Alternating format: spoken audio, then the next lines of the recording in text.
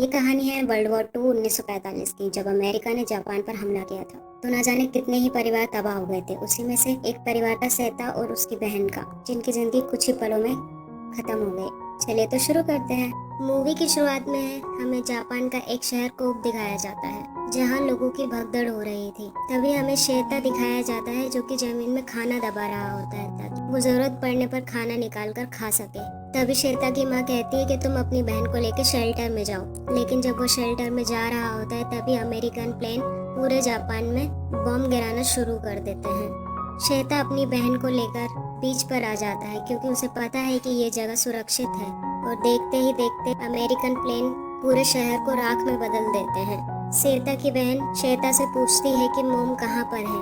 वो कहता है कि मोम शेल्टर में होंगी। उन्होंने कहा था कि जब बॉम्बिंग खत्म हो जाएगी तो वो हमें ऊपर 2 पेड़ों के पास मिलेंगी।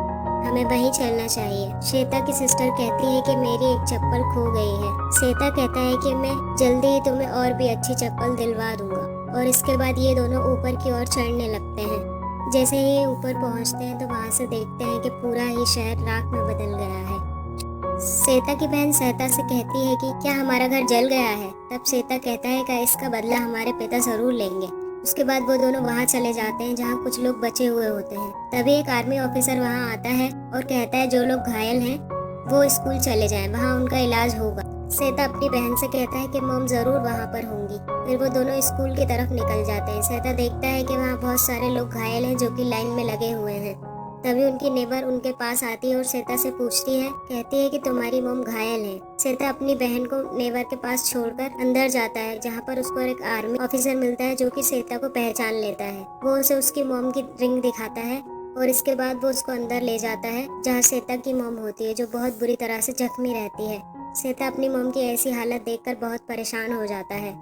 उसकी मॉम इस वक्त होश में नहीं रहती है, इसलिए श्वेता बाहर आ जाता है, जहाँ पर उसकी बहन रहती है। श्वेता अपनी मॉम की रिंग अपनी बहन के बैग में डाल देता है और उसे बताता है कि मॉम की तबीयत बहुत ज्यादा खराब है, पर वो जल्दी ही ठीक हो जाएंगी।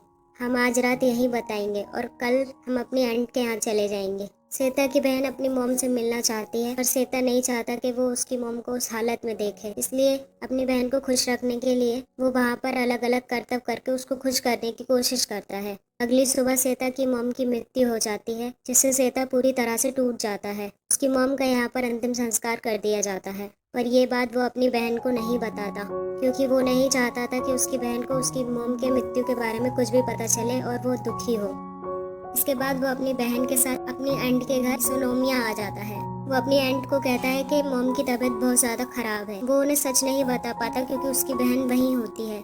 जब वो उसके कमरे में जाता है तो वो देखता है कि उसकी बहन उसकी मॉम की रिंग को देख रही होती है। श्वेता अपनी बहन से कहता है कि जब मॉम ठीक हो जाएंगी तो मैं खुद तुम्हें उनके पास ले जाऊंगा।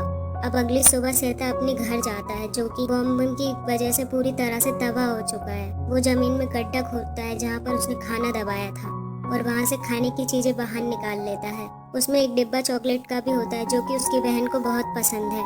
इसके बाद सारा खाने का सामान लेकर श्वेता अपनी आंट के घर वापस आ जाता है, जहाँ उसकी आंट खाने का सामान देखकर बहुत खुश हो जाती है। वो पूछती है, क्या तुम अपनी मॉम से मिलने हॉस्पिटल गए थे। यहाँ पर श्वेता उन्हें सब बता देता है कि मॉम इस दुनिया में अब नहीं रही है, लेकिन मैं नहीं चाहता कि ये बात मेरी बहन को पता चले, इसीलिए मैंने आपसे झूठ कहा था। उनकी 2 दिन पहले मृत्यु हो चुकी है।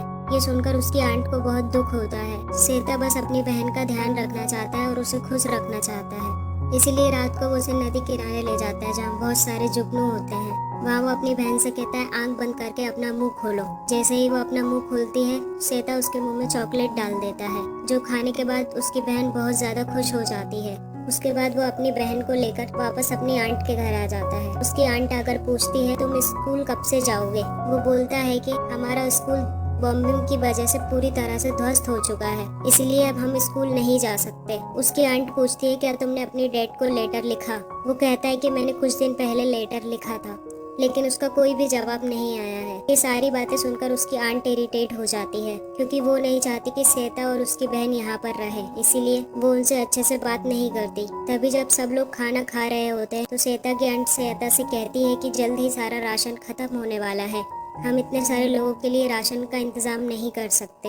दरअसल वो ये बात श्वेता और उसकी बहन को सुना रही होती है, क्योंकि वो चाहती है कि श्वेता और उसकी बहन यहाँ से चले जाएं। तभी अमेरिकन सायरन बजना शुरू हो जाता है इसका मतलब है कि अमेरिकन प्लेन यहाँ भी आ चुके हैं। इसीलिए सब के सब शेल्टर के अंदर चले जाते हैं, जो जगह श्वेता को बिल्कुल पसंद नहीं है क्योंकि वहाँ पर बहुत गर्मी होती है। अगली सुबह श्वेता अपनी बहन का दिल बहलाने के लिए बीच पर ले जाता है, जहाँ पर वो दोनों खूब मजे करते हैं। तभी श्वेता को अपने पुराने दिन याद आ जाते हैं, जब वो अपने पूरे परिवार के साथ यहाँ पर आया करता था और खूब खेला करता था और नए नए प्रकार के भोजन खाया करता था।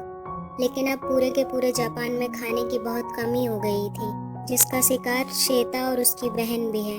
जिसके बाद श्वेता अपनी बहन को अपनी आंट के घर वापस ले आता है, जहाँ पे श्वेता की बहन सो जाती है। श्वेता की आंट कहती है कि तुम्हें अपनी मॉम के कीमती कपड़ों को बेचना होगा, इसके बदले हमें 15 किलो राशन मिल जाएगा। श्वेता कहता है कि इतने महंगे कपड़ों का मात्र 15 किलो राशन। उसकी आंट कहती है कि राशन खत्म हो चुका है, इसके अलावा हमारे पास कोई भी रास्ता नहीं है। श्वेता की बहन उठ जाती है और वो देखती है कि उसकी आंट उसकी मोम के कपड़े बेचने के लिए ले जा रही है। वो उन्हें बहुत मना करती है, रोकती है, क्योंकि वो नहीं चाहती कि उसकी मोम के कपड़े कोई बेचे। पर उसकी आंट मोम के कपड़े बेचकर राइस ले आती है, जिसमें से कुछ राइस वो श्वेता को भी दे देती है। अगले दिन जब ये दोनों खाना खा रहे होते हैं, तब श्वेता की आंट श्वेता और उसकी बहन को खाने के लिए राइस बॉल नहीं देती, जबकि उसने अपने अपने पति और अपनी बेटी के लिए राइस बॉल बनाए होते हैं, जो कि उसकी बहन और श्वेता को बहुत पसंद है। श्वेता अपनी बहन से कहता है कि लंच में तुम्हें राइस बॉल मिलेंगे।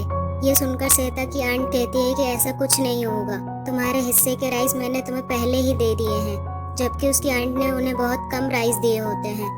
श्वेता की बहन कहती है कि जो राइस आप लेकर आए हो वो मोम के कपड़ों बेचकर आपको मिले हैं, इस पर पहला हक हमारा है। ये सुनकर उनकी आंट बहुत गुस्सा हो जाती है, कहती है कि आज के बाद हम अलग अलग खाना बनाएंगे। ये सुनकर श्वेता और उसकी बहन को बहुत बुरा लगता है। ये दोनों अनाथ बच्चे हैं, इनका इस दुनिया में कोई भी नहीं है, क्योंकि इनके पिता आर्मी में हैं, जिनके बारे में ये नहीं जानते कि वो जिंदा भी हैं या मर गए हैं। अगले दिन श्वेता बैंक जाता है, जहाँ पर उसकी माँ के साथ 1000 येन है, जिसमें से कुछ पैसे निकालकर वो मार्केट से बर्तन घर ले आता है और रात को अपने और अपनी बहन के लिए खाना बनाता है। उसके बाद वो अपनी बहन को लेकर मार्केट जाता है, क्योंकि इनके राइस खत्म हो चुके थे।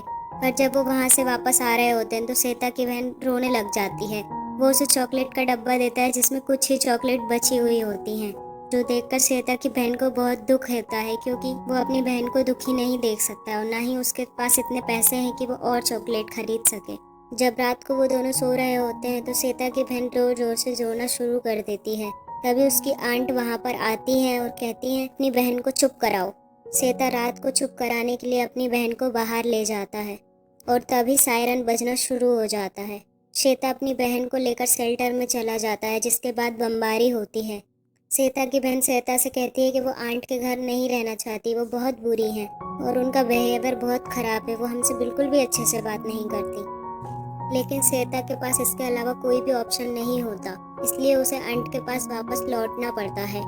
अगली सुबह वो अपनी बहन को खुश करने के लिए पियानो बजा रहा होता है। तभी उसकी आंट वहाँ पर आ जाती है और श्वेता को बहुत डांटने लगती हैं। श्वेता फैसला कर लेता है कि वो अब आंट के घर नहीं रहेगा, इसीलिए वो सारा सामान लेकर शेल्टर आ जाता है, जहाँ पर कोई नहीं रहता। वो अपनी बहन से कहता है कि आज से यही हमारा घर है और श्वेता वहाँ पर खाना बनाता है।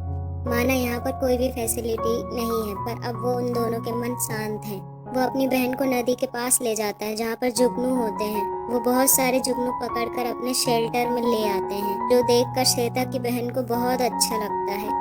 रात को जब श्वेता की बहन सो जाती है तो वो अपने पिता के बारे में सोचता है कि किस तरह से वो एक बार अपने पिता के बेस में गया था, जहाँ पर बहुत आतिशबाजी हुई थी। साथ ही वो इस बात से भी परेशान होता है कि उसके पिता जिंदा हैं या नहीं, क्योंकि उसके लेटर का अब तक कोई भी जवाब नहीं आया होता। अगले दिन श्वेता देखता है कि उसकी बहन मरे हुए जुगनुओं को दफना रही है। श्वेता कहता है कि तुम ये क्या कर रही हो? वो कहती है कि मैं जानती हूँ कि मॉम अब जिंदा नहीं है, आंट ने मुझको सब कुछ बता दिया है। ये सुनने के बाद श्वेता फूट फूट कर रोने लगता है। अब उनका राशन भी खत्म हो जाता है, इसलिए वो किसान के पास जाते हैं, जहाँ से राशन खरीदते हैं। पर किसान इन्हें अनाज देने से मना कर देता है। किसान कहता है कि उसके पास इतना अनाज नहीं है कि वो बेच सके। रास्ते में वो टमाटर को बीज को देखता है, जहाँ से वो टमाटर ले लेता है और वापस वो अपने शेल्टर में आ जाता है। श्वेता की बहन उसे बताती है कि उसे बहुत वीक फील हो रहा है, साथ ही उसे बुखार भी है, जरा सा उसका शुगर लेवल बहुत ज्यादा डाउन होता है।